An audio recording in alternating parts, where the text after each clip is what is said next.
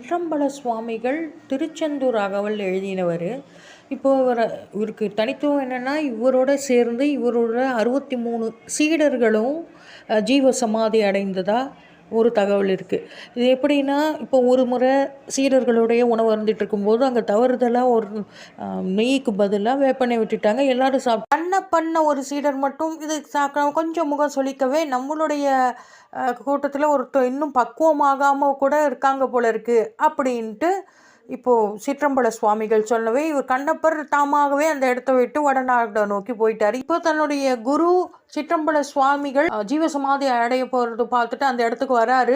அப்போ ஜீவசமாதி ஆயிட்டாரு. அதனால இப்போ உருகி 3 பாட்டு பாடுறாரு நம்ம தான் குரு மேல. அப்ப சமாதியில இருந்து தாம் மடியில கண்ணப்பரை அவர் திருப்பி, அதாவது அந்த சமாதி திறந்து அதில் கண்ணப்பர் வெளியில இருந்த கண்ணப்பரை தான் மடியில ஏத்துட்டு திருப்பி சமாதி மூடின மாதிரியான ஒரு தகவலும் இருக்கு.